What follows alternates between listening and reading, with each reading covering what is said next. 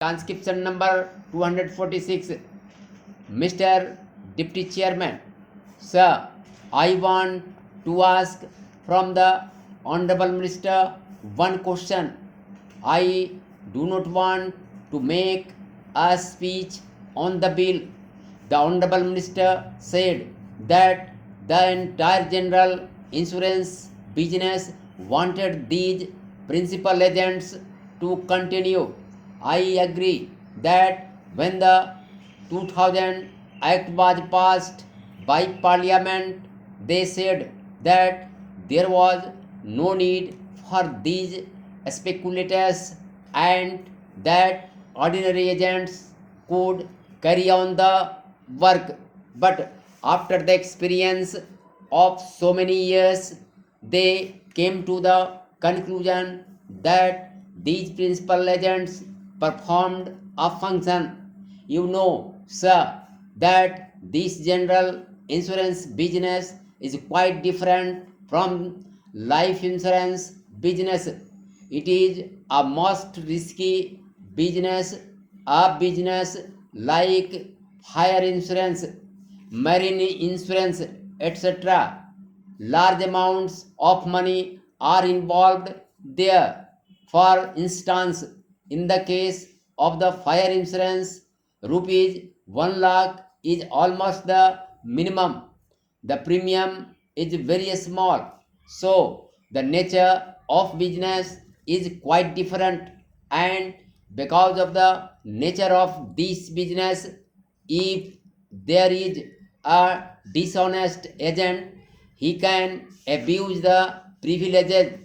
As I said, sir, it is a matter of fire insurance, and whether all the provisions of the contract have been fulfilled or not is not clearly stated. If there is an unscrupulous agent, he can certainly make a wrong report. Similar is the case in marine insurance. All sorts of goods come from foreign countries and they are insured. Then there is the inspection carried out. When inspection takes place, the agent is generally present. The principal agents used to be firms, recognized firms of some status as against an individual agent. These firms had a status, they had a capital, they had a background, and they used to employ two or three subsidiary agents to carry on the work.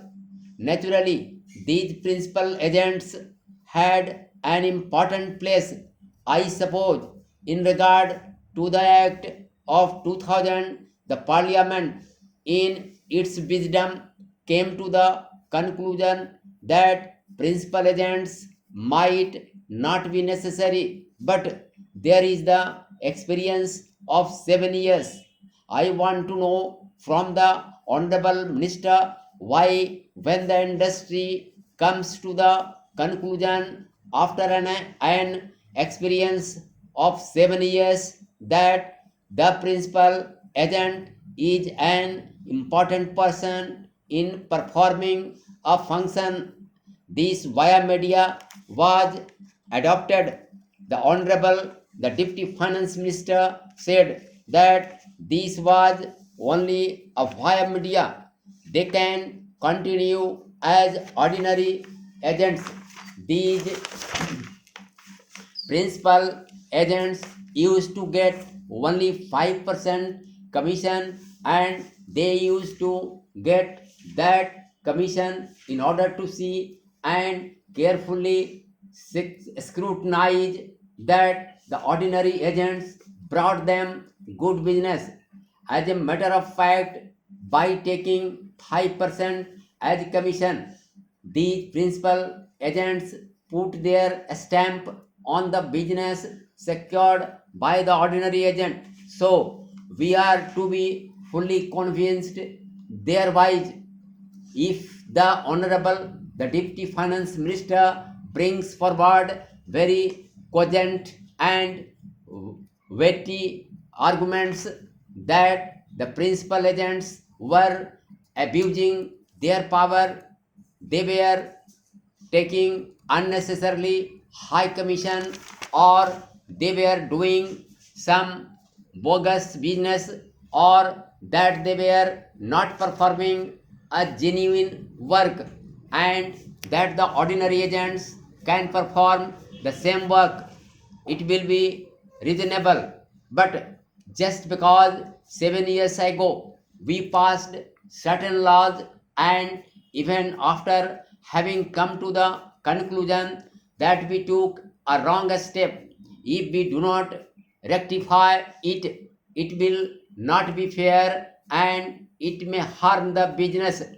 You know, sir, that the life insurance business has gone out from private hands. There is only this general insurance business, and it is very essential that this business is carried on healthy and proper lines. And I do believe that the principal agent is performing a very good function for the nominal amount of commission that he gets.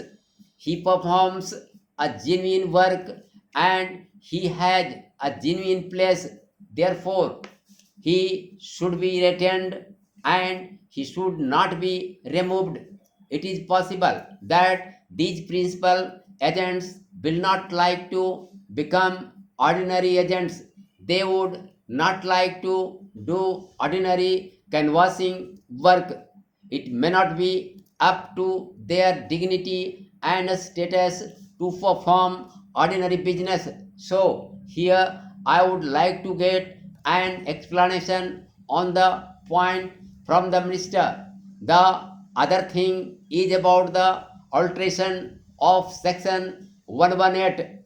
I heard sometime back that the government of India were thinking of entering the general insurance business. We are having a large number of industrial concerns in the public sector with large amounts of money invested in them. There are so many concerns which are all nationalized. If you insure them for general insurance against fire and other risks with insurance companies, you will have to pay a big amount of premium. I should have thought, sir, that instead of giving this exemption under section 118, the government would have come forward with a proposal for stabilizing a nationalized general insurance business, especially for the government industrial undertakings. This is my humble submission, and I sincerely feel that the Honorable House shall accept it.